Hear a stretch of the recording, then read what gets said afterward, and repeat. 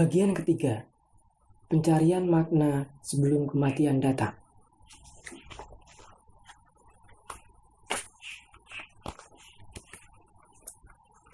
Benarkah hidup bermakna? Penghayatan agama seseorang pasti berkaitan dengan pertanyaan, benarkah hidup bermakna? Saya merasa sulit untuk menyusun argumentasi yang singkat dan padat untuk memberi jawaban di atas. Dalam pandangan hedonisme, hidup dikatakan bermakna selama memberikan kenyamanan dan kenikmatan.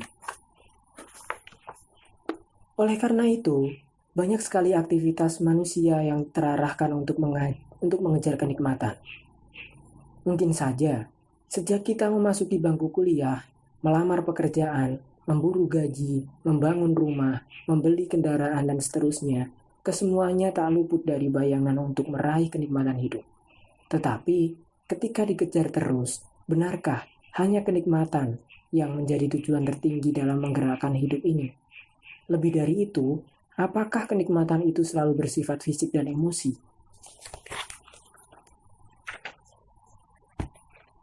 Pandangan kaum hedonis yang memberikan harga dan makna hidup sebatas pada capaian nikmat fisik jelas tidak sejalan dengan ajaran agama. Bahwa kebutuhan fisik harus dipenuhi dengan proporsional dan kenikmatan fisik merupakan salah suatu anugerah Allah. Adalah hal yang jelas dan wajib disyukuri. Namun, rasanya sungguh merugi dan sangat dangkal kalau makna dan harga kehidupan hanya diukur dengan standar hedonisme. Kita merasakan sendiri, durasi kenikmatan fisik itu hanya berlangsung sangat singkat. Contoh yang paling mudah adalah kenikmatan makan maupun seks. Berapa lama kehidupan ini bisa menawarkan kedua kenikmatan itu? Ketika usia seseorang semakin tua, satu-satu dari kenikmatan fisik menjauhi kita. Lalu, apakah itu makna hidup lalu menurun? Tergantung dari mana dan oleh siapa pertanyaan itu mau dijawab. Berdekatan dengan pandangan hedonisme adalah paham nihilisme yang menyatakan bahwa manusia tak ubahnya seperti hewan ataupun benda lain yang kesemuanya berakhir ketika seseorang meninggal. Daya hidup mirip batu baterai pada handphone yang ketika habis setrumnya atau energinya, maka semua sistem yang rumit itu tak bisa bekerja lagi. Jadi, berbagai pikiran, imajinasi, harapan, dan keyakinan tentang nilai-nilai luhur maupun kehidupan akhirat, kesemuanya itu hanyalah ilusi belaka. Hidup menjadi bermakna selama kita beri makna. Namun, hanya berlaku sebatas kehidupan dunia ini. Paham ini biasanya menyandarkan makna hidup pada rasa dan keprihatinan kemanusiaan universal. Oleh karena itu, banyak orang yang peduli pada nasib manusia yang papa, yang gigih memperjuangkan hak asasi manusia, perbaikan lingkungan hidup, namun tak ada kaitannya dengan iman. Jadi, baik paham hedonisme maupun nihilisme tidak selalu negatif pada praktiknya. Keduanya itu bisa juga disebut sebagai etika humanisme sekuler. Paham di atas senang memuja kehidupan masa remaja atau youth life yang dipandang sebagai umur-umur yang paling indah atau the golden years. Maka mereka tidak senang kalau ditanya berapa umurnya. Perawatan tubuh dan bersolek agar selalu kelihatan muda adalah agenda yang sangat dipentingkan. Implikasi dari penghayatan di atas memang hidup menjadi lebih dinamis, lebih indah, dan lebih bergairah. Hidup adalah sebuah festival dan pesta, mirip pesta sepak bola Eropa yang selalu menjadi agenda utama tahunan. Di situ, orang memamerkan kekuatan fisik, otak, seni, gaya, dan dukungan publik. Hidup adalah pesta, festival, dan kompetisi. Namun, ada lawan yang tak bisa dikalahkan, yaitu perjalanan umur yang menyeret seseorang menuju titik tua dan maut. Oktober 2003, saya memperoleh undangan ke Jepang sebagai pembaca dalam seminar dialog Among Civilization, Japan and the Islamic World. Ada sisi-sisi lain kehidupan masyarakat Jepang yang membuat saya termenung, bahwa negara yang dikenal kaya raya itu angka bunuh diri mencapai 30.000 orang per tahun. Kebanyakan adalah mereka yang terkena pemutusan hubungan kerja. Namun demikian, kalau mau mencari pekerjaan lain yang mendatangkan uang, lapangan kerja masih tetap terbuka karena tenaga kerja masih tetap terbuka di Jepang. Misalnya sektor perburuan. Lalu, mengapa mereka melakukan bunuh diri? Katanya, mereka tidak kuat menanggung rasa malu. Orang yang diberhentikan dari sebuah perusahaan berarti dirinya tidak qualified, tidak memiliki skill yang cukup, tidak loyal, dan ini semua membuat seseorang merasa hancur harga dirinya di mata keluarga dan lingkungannya. Masyarakat Jepang memiliki konsep dosa sosial yang sangat tinggi dan dipegang teguh sehingga rasa malu berbuat salah di mata masyarakat itu membuat mereka sangat taat pada adat.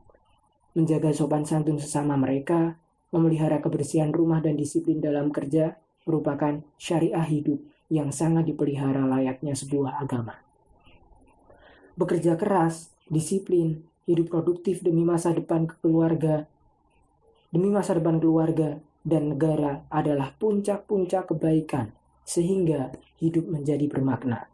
Bagi saya, makna dan harga sebuah kehidupan adalah berjenjang. Faktor usia, tingkat pendidikan, dan status ekonomi, serta nasib akan mempengaruhi dalam memahami dan menghayati makna hidup. Bagi saya sekarang ini, hidup terasa indah dan mengasyikkan ketika dihayati sebagai perjalanan kembali. Hidup adalah rekreasi. Kita bertemu dengan jiwa-jiwa yang datang dari rumah yang sama dan akan kembali ke rumah yang sama. Ketika bertemu dengan jiwa-jiwa yang sadar bahwa kita adalah teman seperjalanan, sepermainan, dan sekeluarga, maka perjalanan menjadi indah dan mengasyikkan. Maka kata yang paling tepat dan mewakili pikiran saya adalah kata Islam itu sendiri, yaitu pasrah, sujud, dan tahluk, serta rindu pada Tuhan. Kalau bukan pada Tuhan dan kembali ke rumahnya, mau dibawa kemana langkah kaki, jiwa, dan pikiran ini.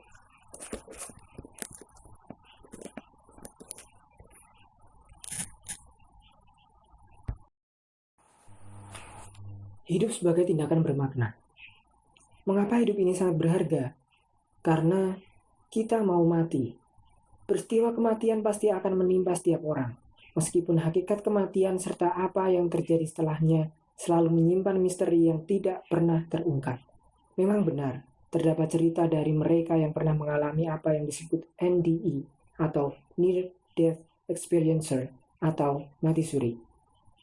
Tetapi tidak berarti cerita itu membuat lebih jelas. Dari sekian banyak cerita NDE adalah bahwa kehancuran tubuh tidak berarti kehidupan berakhir.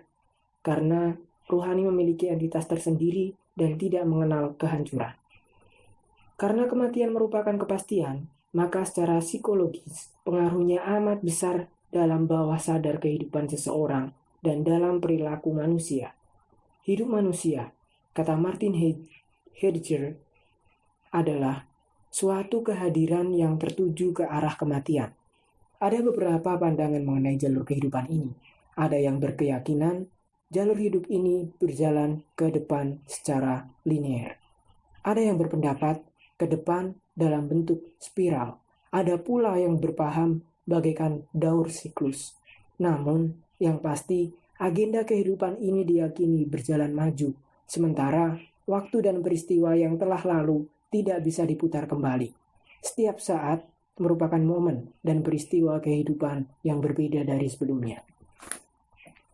Dalam tradisi agama-agama besar dunia, juga menurut keyakinan sebagian para filosof, kematian bukanlah akhir dari perjalanan hidup seseorang.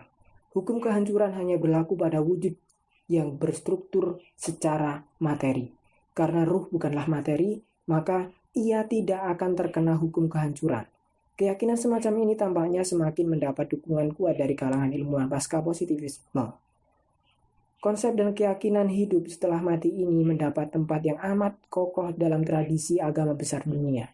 Mati bukanlah sebuah terminasi, tetapi garis transisi untuk memulai hidup baru di alam yang baru. Dalam bahasa Arab, dunia artinya kehidupan yang dekat, sekarang dan di sini, sedangkan akhirat artinya kehidupan kelak, di seberang kehidupan dunia. Beriman atau tidak, dan konsekuensi pilihan. Bagi kalangan sufi, kematian bahkan dimisalkan sebagai pintu gerbang untuk menapaki teman kehidupan baru yang lebih indah, setapak lebih dekat pada singgasana Tuhan. Dengan begitu, kematian bukanlah kehancuran dan perjalanan turun, melainkan jenjang naik. Hidup adalah bagaikan pohon keabadian yang selalu tumbuh. Dalam kaitan ini, konsep surga dan neraka lalu dipahami sebagai proses penyempurnaan dan berlakunya hukum sebab akibat secara absolut dari apa yang diperbuat seseorang di masa lalu. Siksa atau azab neraka adalah suatu proses pembersihan purgativo chastisement atau utang yang harus dibayar dengan tingkat penderitaan yang lebih intens ketimbang yang dirasakan di dunia, karena merupakan akumulasi dari tindakan kejahatan selama hidupnya. Surga dan neraka sesungguhnya tidak lebih dari kepastian hukum sebab akibat atau karma. Hanya saja, karena time response-nya panjang, sehingga baru dirasakan nanti di kemudian hari. Adalah Immanuel Kant yang secara artikulatif merumuskan hukum karma ini dalam wacana filsafat. Menurut Kant, secara moral hidup ini tidak akan bermakna, kalau saja tidak ada basis metafisis yang pasti. Basis itu adalah, pertama, adanya keyakinan bahwa setiap orang memiliki kebebasan atau freedom untuk menentukan pilihan hidupnya secara otonom. Kedua, adanya keabadian hidup setelah mati. Ketiga, Tuhan yang akan menyelenggarakan pengadilan akhirat secara tuntas dan adil. Ketiga prinsip yang dikemukakan Kant itu sesungguhnya juga merupakan inti rukun iman dalam Islam. Prinsip kebebasan memberikan prasyarat bagi setiap orang untuk melakukan tindakan moral, tanpa adanya kebebasan untuk memilih tindakan. Maka, seseorang tidak bisa dinilai sebagai orang baik atau orang jahat. Tindakan moral selalu mengasumsikan adanya kebebasan bagi seseorang untuk menentukan pilihannya. Begitu tingginya nilai kebebasan kemerdekaan, sehingga Tuhan tidak akan menjatuhkan hukuman pada orang yang melakukan kejahatan secara tidak sadar atau di bawah paksaan. Dan seseorang ketika seseorang berbuat tidak berdasarkan pilihan bebasnya. Berdasarkan Tuhan, bahkan Tuhan pun menghargai hak kemerdekaan manusia. Apakah dalam hidupnya akan beriman ataukah mau kafir karena iman yang tidak dilakukan secara sukarela bukanlah sikap iman yang benar. Walaupun demikian, Tuhan juga memperingatkan manusia bahwa pilihan seseorang apakah mau menempuh jalan iman ataukah jalan kafir akan membuahkan konsekuensi masing-masing yang tertulang pada setiap individu. Kata kafir sendiri berasal dari bahasa Arab yang memiliki makna sama dengan kata kofir dalam bahasa Inggris, yaitu orang yang menutupi cahaya kasih dan petunjuk Tuhan, sehingga dia akan berjalan dalam lorong gelap. Lalu, apa artinya semua perbuatan baik dan buruk ini kalau tiada cerita dan akibat lanjut setelah datangnya kematian? Kan menjawab, betapa dungu, konyol, dan absurdnya dunia manusia kalau nantinya tidak ada serial kehidupan baru. Apa yang disebut perjuangan dan pengorbanan tidak akan mempunyai makna yang sejati kalau tidak ada keabadian hidup setelah mati. Betapa menyakitkan dan kacaunya hukum dan drama kehidupan kalau ternyata nasib akhir dari semua orang adalah sama. Ada antara penindas dan yang ditindas, antara pejuang dan mengkhianat, antara koruptor dan penegak keadilan. Oleh karenanya, akal budi manusia sangat sejalan dengan doktrin agama bahwa di sana ada kehidupan lanjut setelah mati. Tetapi kehidupan yang tidak kenal henti dan tanpa adanya mekanisme keadilan absolut bukankah hanya memperpanjang derita? Agama dan akal budi menjawab, Tuhan tidak sekedar mencipta manusia, lalu membiarkannya berbuat aniaya terhadap sesamanya, tetapi juga menyelenggarakan mahkamah pengadilan. Ketiga prinsip metafisis di atas memiliki beberapa pesan etis kepada kita. Pertama, kita wajib menghargai hak kemerdekaan setiap orang, karena harkat kemanusiaan justru terletak pada nilai kemerdekaan yang dimilikinya itu.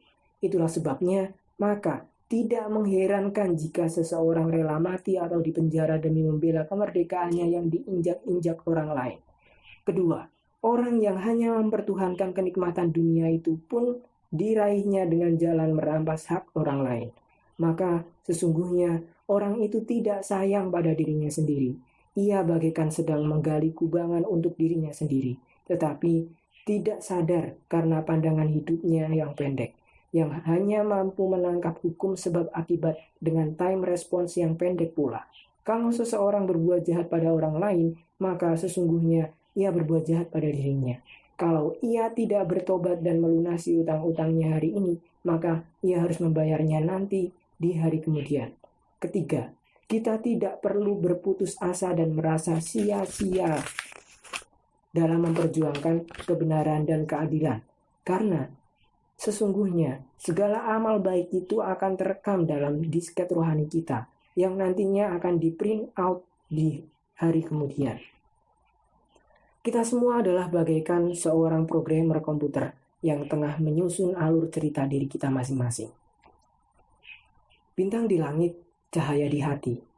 Ada beberapa cara bagaimana manusia memberikan makna bagi hidupnya. Bagi orang yang beriman pada Tuhan dan kehidupan akhirat, tentunya imannya akan memacu untuk berprestasi dalam melayani Tuhannya yang antara lain berapa pelayanan menolong hamba-hambanya.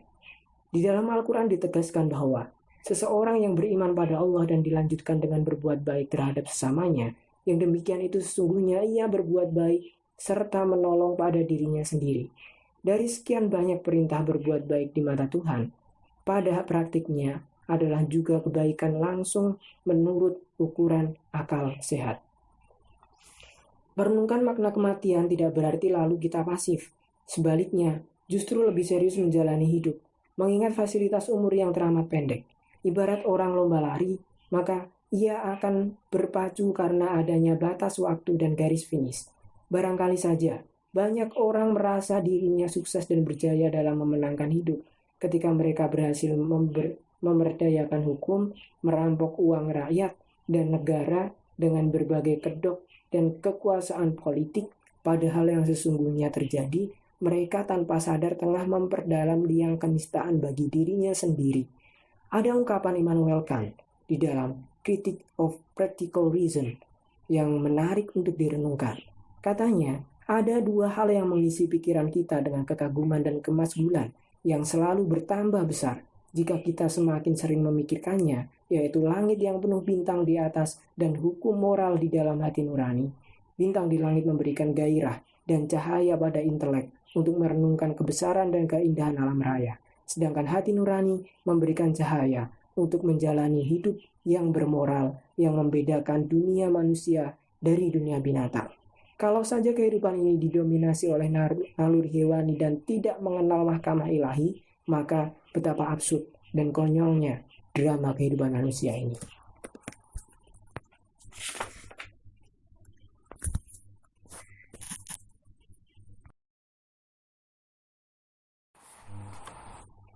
Etika menjenguk orang sakit.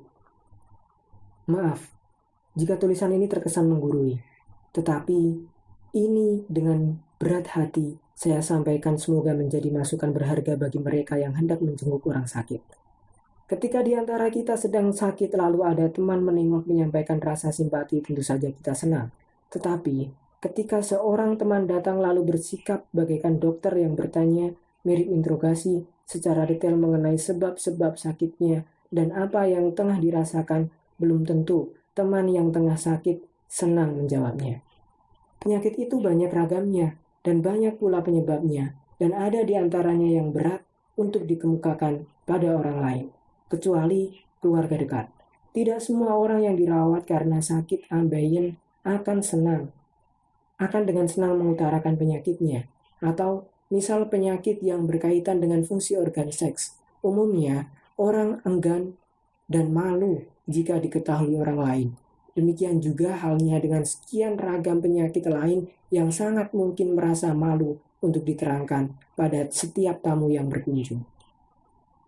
Jadi, saya kadang-kala merasa tidak enak sendiri ketika melihat dan mendengar seseorang yang tengah menjenguk teman sakit, lalu bersikap bagaikan seorang wartawan atau dokter yang melakukan interview seluk-beluk penyakitnya secara rinci. Cara menghibur teman sakit yang demikian ini rasanya kurang bijak, sekalipun niatnya baik untuk menunjukkan simpatinya. Tetapi kita tahu bahwa niat baik tidak selalu menghasilkan hal yang baik kalau tidak dilakukan secara tepat dan bijak.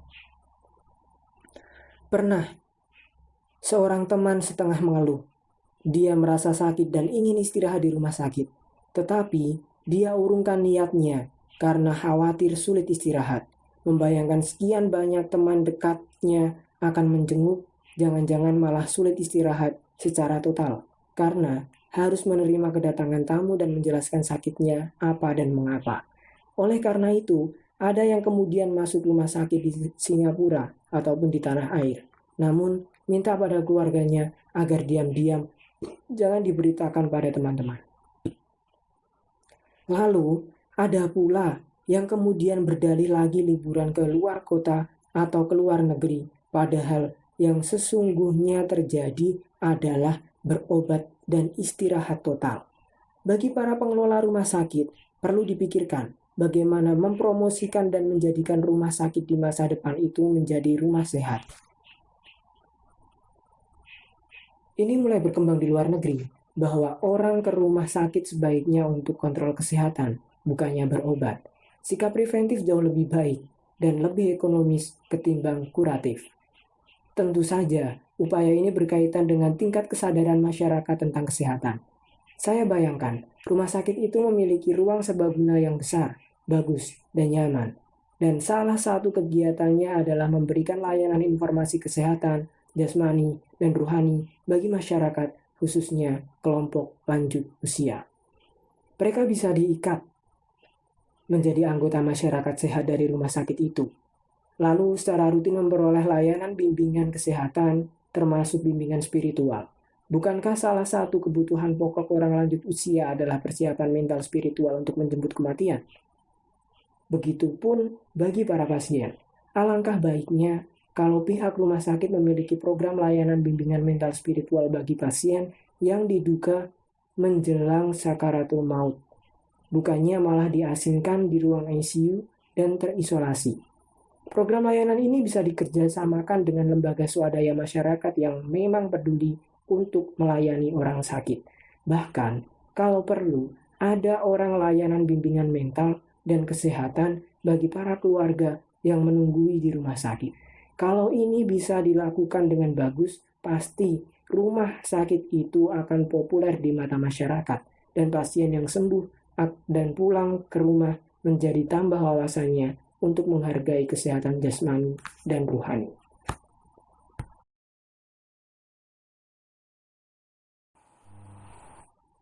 Makna panjang umur. Terdapat banyak perbendaharaan kata dan istilah dalam bahasa Indonesia yang berasal dari bahasa Arab, terutama bahasa Al-Quran. Hal ini tidak aneh, karena kata-kata itu bagaikan makhluk bersenyawa. Mereka mengembara dan merantau ke negeri orang, lalu menetap. Hanya saja, banyak dari mereka yang kemudian mengalami adaptasi pada budaya lokal setempat. Misalnya, dalam wilayah teknologi, banyak ditemukan kata-kata yang berasal dari bahasa Inggris. Sementara, dalam dunia makanan dan uang bahasa Cina sangat populer.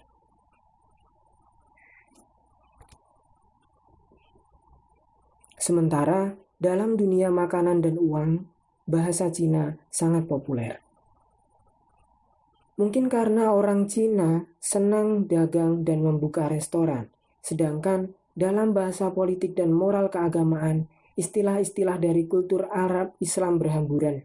Di antaranya adalah kata umur.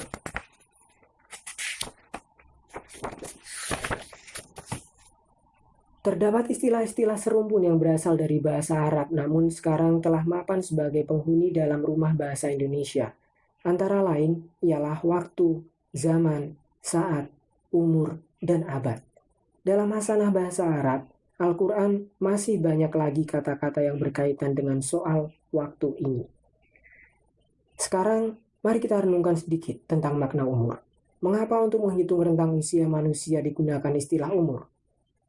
karena kata umur memiliki makna positif yang bertalian dengan tingkat produktivitas seseorang. Orang yang berumur panjang artinya yang berhasil meraih kemakmuran hidup. Idealnya adalah kemakmuran dalam hal harta, ilmu, dan amal. Jadi, sekalipun orang dikatakan memiliki umur panjang, tetapi kalau hidupnya tidak produktif, sama halnya dengan umur pendek, atau bahkan mengalami kebangkrutan dalam umurnya, karena fasilitas usia yang dimiliki tidak digunakan secara efisien dan produktif. Jalan pikiran ini sejalan sekali dengan konsep dan ajaran amal jariah dalam Islam, yaitu siapapun orang yang dinyatakan telah meninggal dunia, namun orang itu masih berumur, artinya masih berproduksi amalnya. Jika yang bersangkutan mewariskan keturunan yang soleh, mewariskan ilmu yang membawa manfaat bagi kemanusiaan, dan mewariskan harta, benda, dan amal yang memberi nilai guna bagi kebajikan agama dan masyarakat. Banyak orang yang telah wafat, namun mereka itu seakan masih hidup di tengah-tengah kita karena warisan amalnya. Contoh yang paling mudah adalah Nabi Muhammad. Setiap saat selalu didoakan dan memperoleh ucapan salam dari para pengikutnya, sehingga Rasulullah Muhammad senantiasa hidup di tengah kita, bahkan selalu hadir dalam hati kita. Tentu saja, banyak tokoh-tokoh lain yang spirit, nama, dan amalnya juga selalu dikenang masyarakat seperti para pahlawan, ilmuwan, dan orang-orang tertentu yang telah berjasa buat kita. Sehingga mereka itu yang pergi hanya jasadnya, tetapi ruh dan amalnya masih hidup. Ide-ide besar dan mulia serta keteladanan hidup mereka masih secara efektif memengaruhi jalannya sejarah bagi generasi sesudahnya. Karena konsep panjang umur berkaitan dengan produktivitas, maka kita tidak saja dituntut melakukan kerja keras atau hard work, melainkan juga bekerja secara efektif dan cerdas atau smart work. Untuk meraih itu, mutlak diperlukan badan sehat, ilmu pengetahuan, dan keterampilan. Semua agama dan penalaran cerdik pandai dari zaman ke zaman sepakat bahwa tanpa ilmu pengetahuan manusia tidak akan mampu membangun peradaban. Setelah terpenuhinya kebutuhan fisik, proses evolusi kebutuhan dan peradaban manusia pada akhirnya akan mengarah pada dunia spiritual. Maka di sini pendalaman dan perluasan ilmu pengembangan moral dan spiritual menjadi sangat vital bagi setiap individu. Dengan kata lain, intelektualitas, profesionalitas, moralitas, dan spiritualitas adalah pilar-pilar penyangga dan penyambung mata rantai umur manusia agar seseorang hidup abadi, baik di mata sejarah maupun di mata Tuhan. Sesungguhnya, menurut ajaran agama, ruh seseorang itu tidak mengenal kematian, melainkan hanya berpindah dunia. Jadi, nilai yang paling berharga bagi kehidupan ruhani adalah prestasi yang melewati ukuran-ukuran materi. Kita sering mendengar sebuah nasihat klasik, harimau mati meninggalkan belang, gajah mati meninggalkan gading, lalu kita manusia meninggalkan apa? Jika kita berumur panjang, maka kita mesti mewariskan good story tentang diri kita. Sebuah nasihat dari dunia pesantren menyebutkan, setiap orang akan menjadi buku cerita setelah mati. Maka tuliskan dan tinggalkan sebuah cerita yang bagus agar memberikan hiburan dan inspirasi yang indah bagi para ahli waris pembacanya.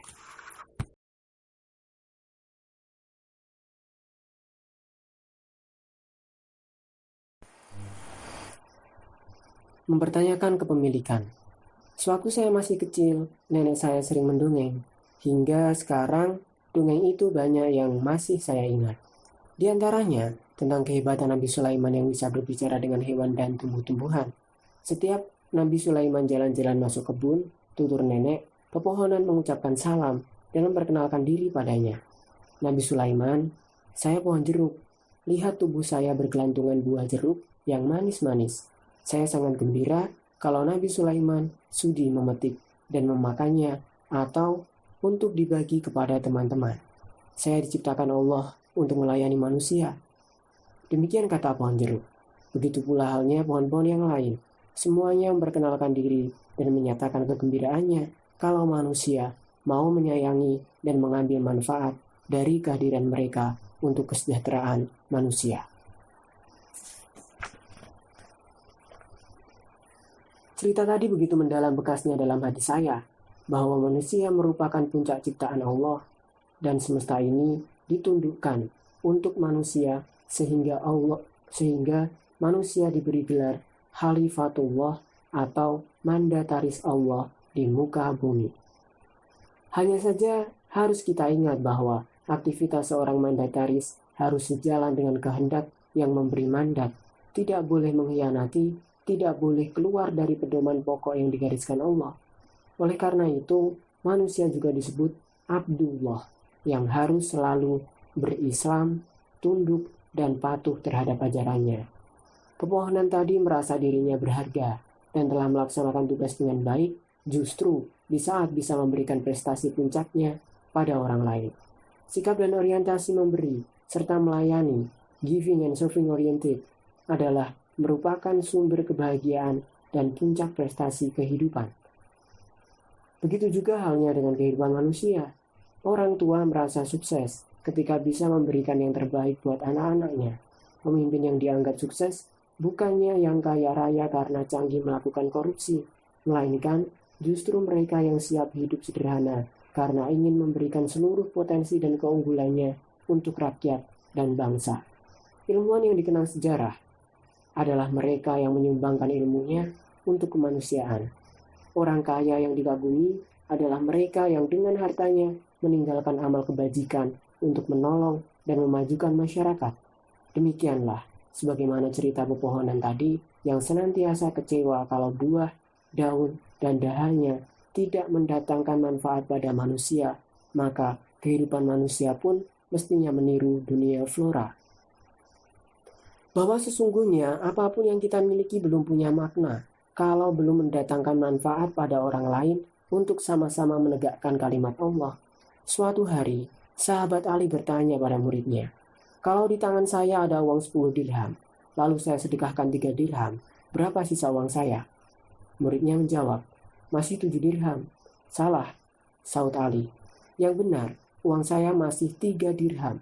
Karena apa yang saya sedekahkan itulah yang sudah pasti tercatat sebagai amal soleh, sedangkan selebihnya belum pasti."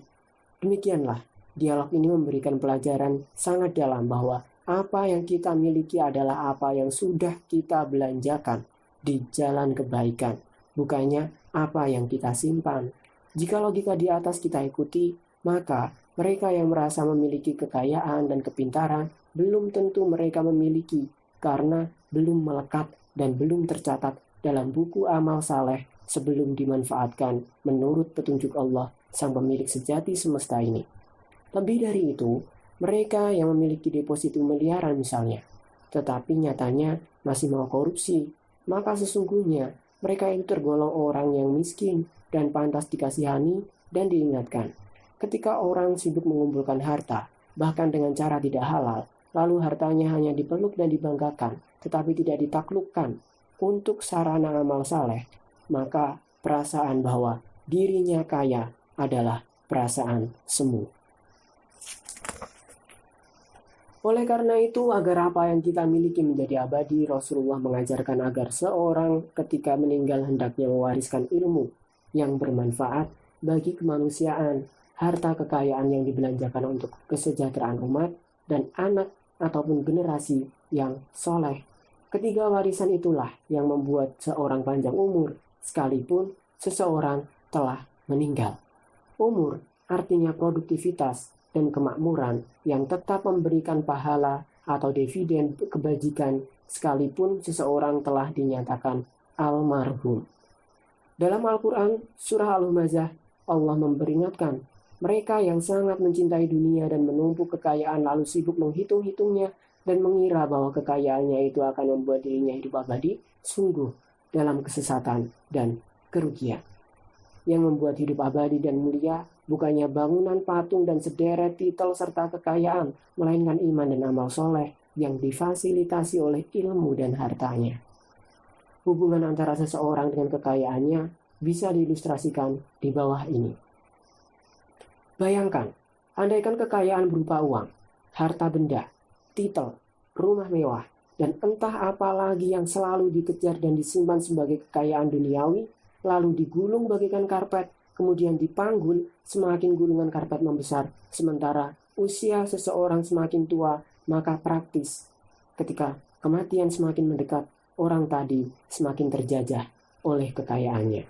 Dan ketika jasad dikubur ke liang lahat, gulungan karpet berupa kekayaan dunia tadi tidak ikut karena tidak melekat.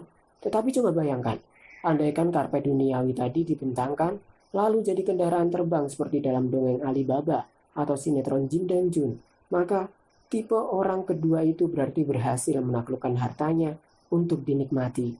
Lebih bagus lagi, kalau kekayaan tadi ditaklukkan sebagai sarana beramal kebajikan, keberhasilan menaklukkan itulah yang disebut orang kaya. Bukannya mereka yang ditindas oleh harta untuk selalu menjaga dan bahkan membawanya dalam mimpi, seakan semua itu akan membuatnya abadi.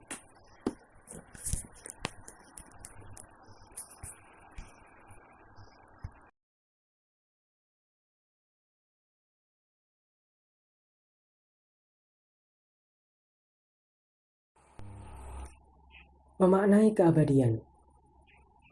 Keabadian akan diraih ketika seseorang sanggup keluar dari kurungan kemarin dan besok, lalu masuk dalam kesadaran dan penghayatan secara optimal ke dalam momentum sekarang atau now, dan di sini atau here. Orang yang selalu berpikir tentang masa lalu sehingga mengabaikan hari ini ataupun tenggelam membayangkan hal-hal yang belum terjadi di masa depan sehingga peluang hari ini sirna, berarti dia telah lari meninggalkan ruang keabadian, yaitu momentum here and now. Mungkin di situ terletak rahasia ajaran Rasulullah yang mengatakan bahwa semua tindakan akan sia-sia jika tidak dilandasi dengan niat yang tulus dan benar. Dengan niat yang benar, seseorang diajak melepaskan jeratan kemarin dan bayang-bayang hari esok. Lalu, dengan sepenuh hati, pikiran dan tindakan masuk ke dalam sebuah aktivitas yang tertuju pada Tuhan, yang keberadaannya tidak terikat ruang dan waktu.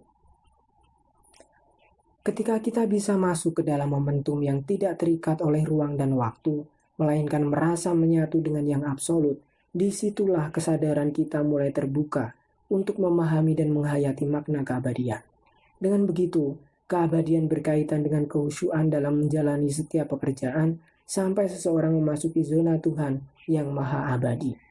Contoh sederhana yang banyak dialami setiap orang adalah ketika masa kanak-kanak asyik bermain sampai lupa waktu. Atau dua remaja yang tengah berdekatan oleh ikatan cinta.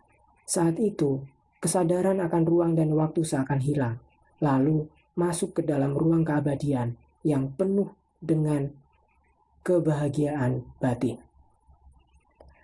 Alam ruh adalah sebuah alam yang berada di luar dimensi ruang dan waktu empiris yang kita kenal dengan jalani setiap hari.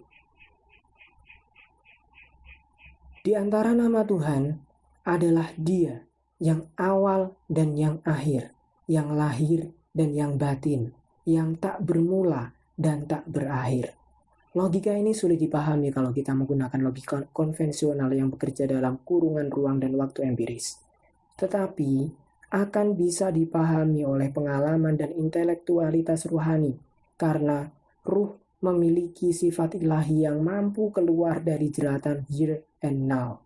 Bahkan, kategori di atas ada dan bawah, serta arah mata angin tidak berlaku bagi alam rohani ketika masuk ke wilayah keabadian.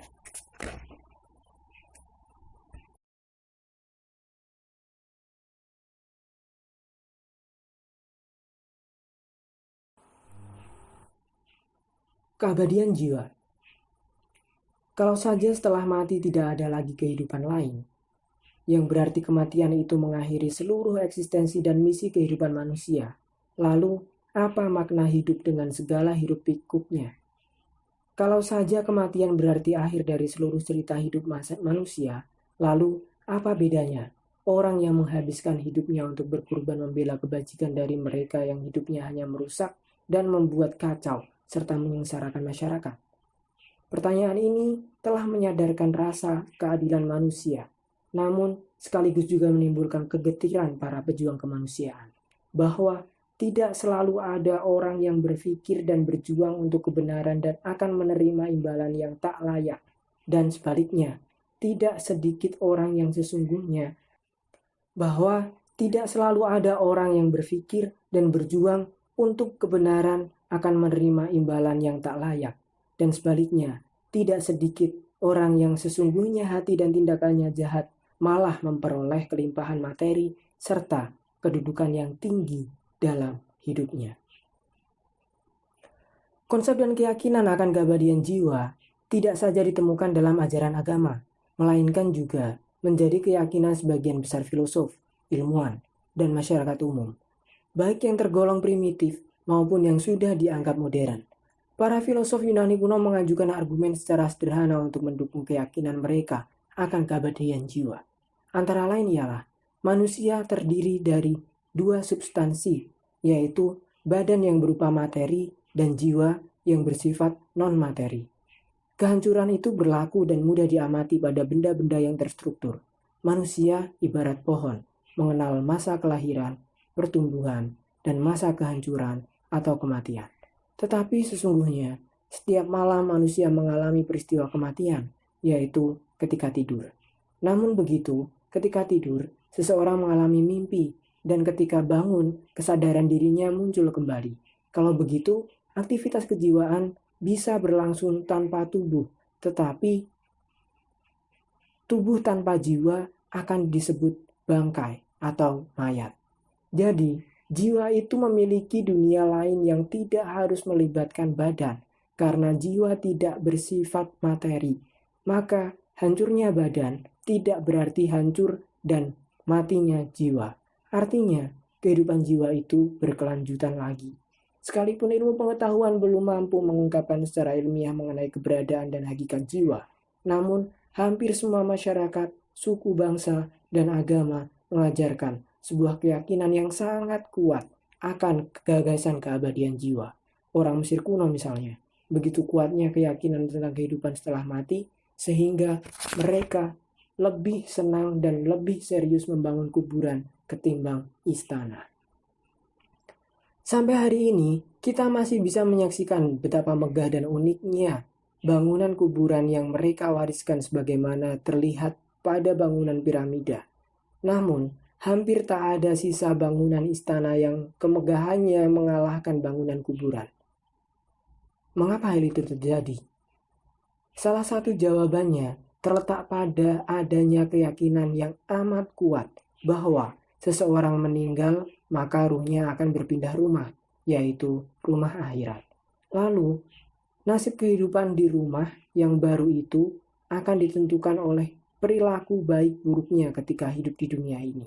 Keyakinan seperti itu tercermin sedemikian kuatnya dalam warisan peradaban Mesir kuno, baik berupa naskah kuno yang tertulis dalam bebatuan, kayu, gambar-gambar, dalam patung, dan lain sebagainya, yang sampai hari ini masih tersimpan rapi di Museum Kairo. Di antara bukti adanya keyakinan tentang keabadian jiwa adalah banyaknya bangunan kuburan yang indah dan terawat rapi yang mudah dijumpai di seluruh pelosok dunia dan berbagai suku bangsa serta beragam agama. Semuanya itu menunjukkan bahwa sejak zaman dahulu orang sudah mempercayai adanya kehidupan lain setelah seseorang melepaskan dunia ini. Bahkan banyak kuburan yang di dalamnya disertakan benda-benda berharga serta peralatan hidup sehari-hari, dengan keyakinan bahwa benda-benda kesayangan itu masih akan dimanfaatkan lagi di alam lain.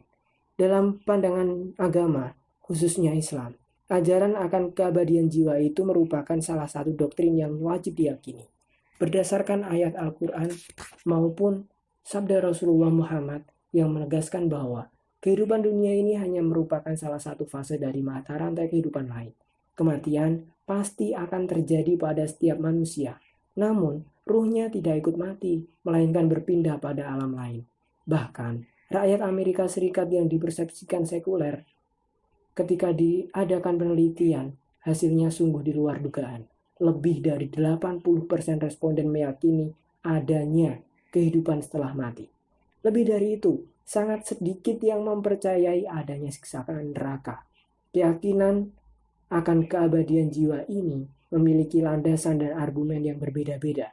Dan jika dihimpun, maka tampak sebuah gambaran bahwa argumen serta keyakinan yang satu semakin memperkuat yang lain.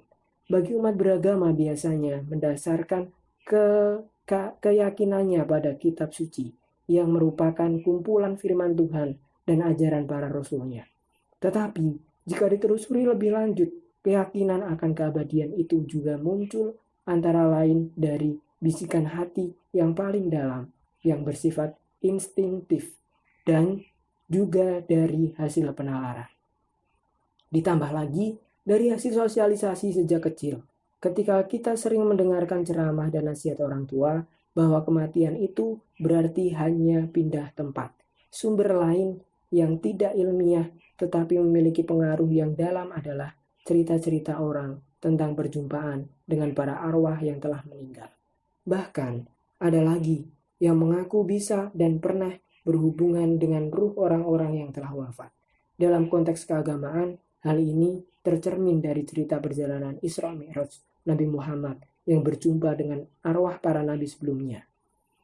Berbagai sumber keyakinan di atas jika dihimpun, maka akan semakin memperkokoh keyakinan bahwa jiwa itu abadi.